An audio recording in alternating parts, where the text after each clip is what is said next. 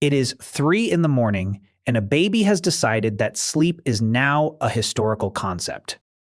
The room is dark, the adults are wrecked, and a sound that seems far too powerful for a tiny body is filling every corner. If you have ever stood next to a crying infant, you already know the weird truth: human babies are astonishingly loud. That loudness can feel almost absurd in the modern world. You would think evolution might prefer a quieter infant. A quiet baby does not wake the whole camp, disturb the neighbors, or detonate every adult nerve nearby. But human infants did not evolve to be convenient. They evolved to survive, and survival for a human baby is a brutal engineering problem. Human newborns are unusually helpless. Many mammals move quickly, cling hard, or hide effectively. Human babies do almost none of that. They cannot run, regulate themselves well, feed themselves, or reliably reposition their own bodies. They arrive in the world still deeply unfinished. Anthropologists describe human infancy as dependent because of two pressures: our huge brains and our narrow pelvises. To get a big brain species through childbirth, babies are born neurologically immature compared with what they will become later. That means a human newborn has one major survival tool: it can get inside an adult nervous system. It can pull attention and it can force a response. The fastest way to do that is not with subtlety. It is with volume. Imagine an ancient human camp at dusk. Adults are exhausted, firelight is low, and food is limited. Predators, cold, insects, and rival humans are all real possibilities. In that world, a baby that fails to attract attention quickly may miss feeding, warmth, or protection. The infant who makes the strongest, hardest to ignore signal is the infant most likely to get picked up and kept alive. Loud crying is costly, but silence can be fatal. This is the first rung on the evidence ladder. Crying is not just noise. It is a demand signal built for urgency. Pediatric research shows that adult brains and bodies react powerfully to infant cries. The sound can raise heart rate, increase stress hormones, and trigger immediate attention even in tired adults. It is specifically hard to ignore, and that is not a bug. That is the point. Then there is the ecology of human childcare.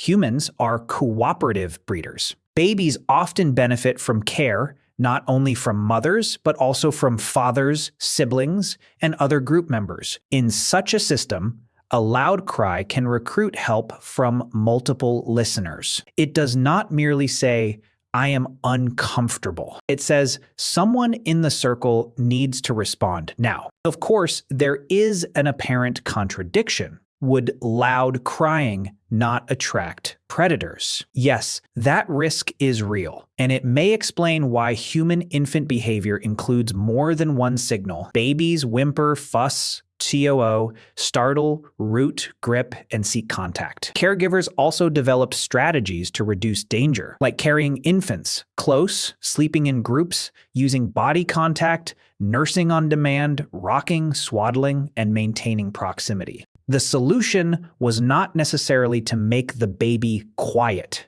The solution was to build a social world where the baby would not need to cry for long before someone intervened.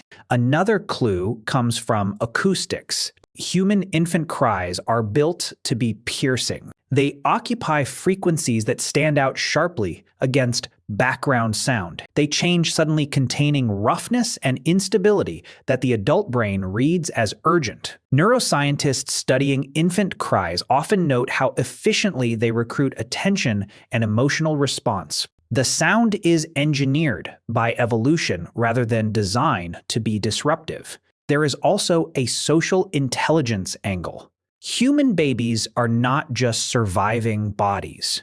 They are growing social brains. From the beginning, they are shaping relationships. A cry trains adults to notice patterns, like a hungry cry, pain cry, overtired cry, or contact cry. Caregivers learn, guess, fail, adjust, and slowly become more sensitive. This is where the standard modern complaint misses something important. We often talk as if crying is bad behavior, manipulation, or inconvenience. But from an evolutionary view, that is too shallow. A newborn does not have speeches, tools, status, or mobility. It has a body and a set of signals, and crying is one of the strongest. Calling it manipulation is a bit like accusing a smoke alarm of being dramatic. The reversal is that we tend to imagine crying as weakness because it looks like failure of control. But for ancient babies, loud crying may have been a sign of successful design. It is the sound of a helpless organism solving the biggest problem in its life, getting big, busy, distracted primates to stop what they are doing and care right now. The baby cannot chase the adult, so the sound chases the adult. Even today, a crying baby can hijack a room full of adults, including adults who are not even related. People glance over, bodies tense. Someone stands up, someone offers help. The signal still recruits the group because the group, at some deep level, still knows what it means. So yes, human babies cry loudly enough to erase sleep and patience. But that volume is not random. It was shaped in a world where missing one feeding, one warming, one lift, one check, or one rescue could end a life before it had really begun. The cry had to beat fatigue. It had to beat distance.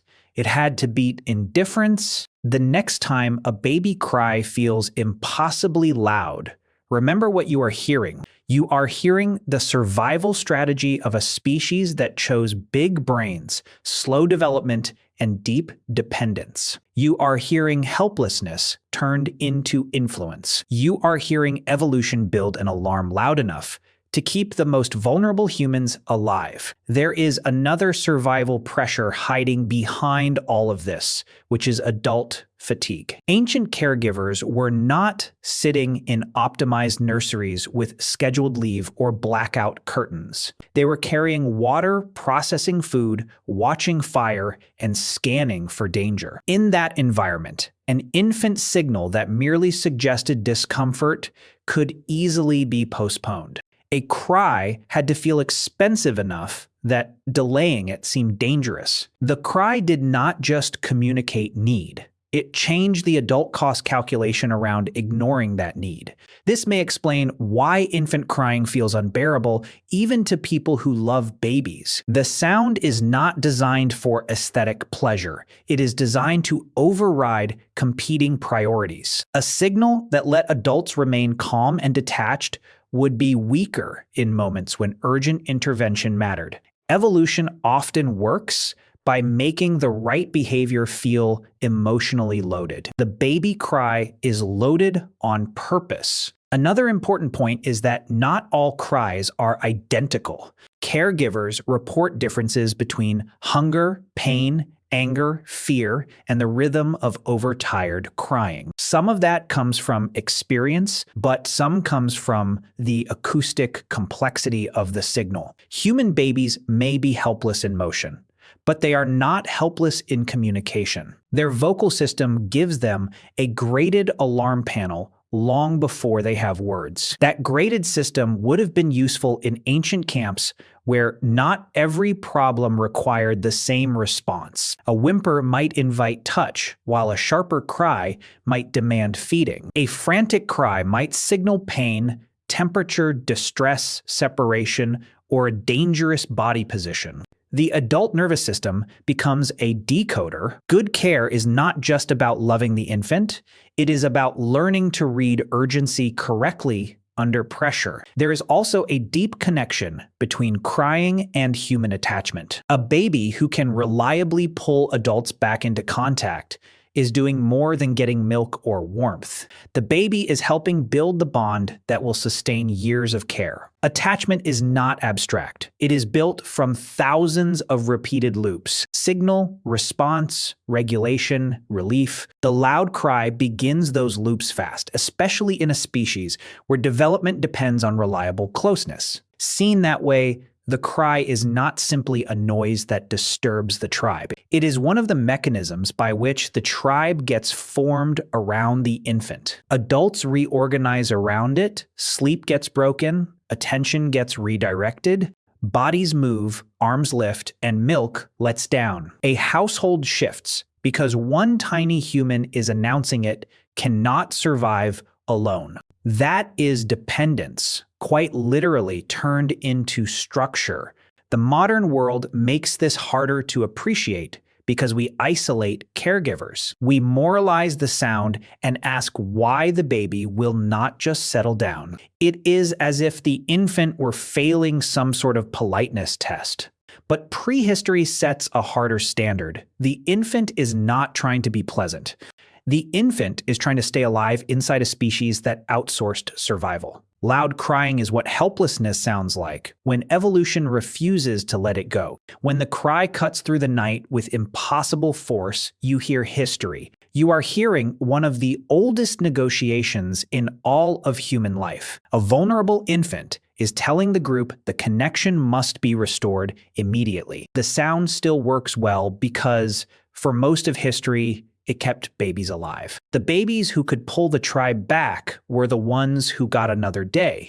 There is also a competition angle hidden inside this loud, messy story. In any group with more than one child, adult time and attention are finite. People cannot respond instantly to every signal when they have multiple children. A louder, sharper cry gives one infant a better chance of moving to the front. That sounds harsh, but evolution is full of harsh arithmetic like this. Babies who could not reliably summon help faced the highest risk when care ran thin. That pressure becomes clearer when you remember the danger ancient caregivers faced. An adult might be cooking, holding tools, or listening for wild animals.